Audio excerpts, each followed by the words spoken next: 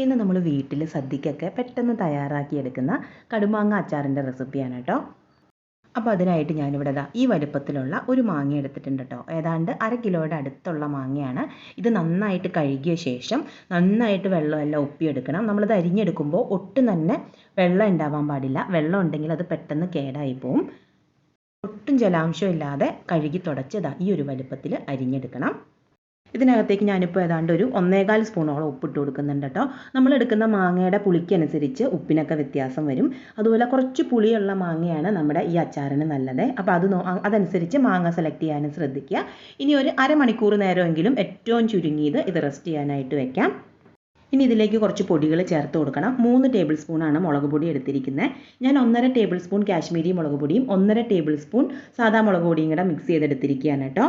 അതിൻ്റെ കൂടെ തന്നെ ഒരു 1/4 സ്പൂൺ ഉലുവ വറുത്ത് പൊടിച്ചെടുക്കണേ. അതിൻ്റെ കൂടെ തന്നെ ഒരു 1/4 സ്പൂൺ അളവിന് തന്നെ നമ്മുടെ കായപ്പൊടി എടുത്തിട്ടുണ്ട്. ഇത് ഒരു ലോ ഫ്ലെയിമിൽ വെച്ച് ഒരു 2 മിനിറ്റ് നേരം ഒന്ന് മൂപ്പിച്ച് കൊടുത്ത ശേഷം വേണം നമ്മുടെ മാങ്ങയിലേക്ക് ചേർത്ത് കൊടുക്കാൻ. നന്നായിട്ട് ഇനി ഇതെല്ലാം കൂടി ഒന്ന് ഇളക്കി യോജിപ്പിച്ചെടുക്കാം. ഇനി ഇതിലേക്ക് നമുക്ക് കടുക് വറുത്ത് ചേർക്കാം.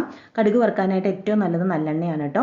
അപ്പോൾ നല്ലെണ്ണ ഒരു 4 ടേബിൾ സ്പൂൺ എടുത്തിട്ടുണ്ട്. അതിൽ കടുക് പൊട്ടി വരുമ്പോൾ നമുക്കൊരു 2 തണ്ട് കറിവേപ്പില കൂടെ ചേർത്ത് കറിവേപ്പില മൂത്ത് വരുമ്പോൾ നമ്മൾ റെഡിയാക്കി വെച്ചിരിക്കുന്ന ആ മാങ്ങയിലേക്ക് ചേർത്ത് നന്നായിട്ട് ഇളക്കി യോജിപ്പിച്ചെടുക്കാം. സദ്യക്കൊക്കെ നമുക്ക് പെട്ടെന്ന് തന്നെ ഉണ്ടാക്കിയെടുക്കാൻ പറ്റുന്നൊരു മാങ്ങാച്ചാറാണ്. അപ്പോൾ ട്രൈ ചെയ്ത് നോക്കിയിട്ട് ഫീഡ്ബാക്ക് അറിയിക്കണേ.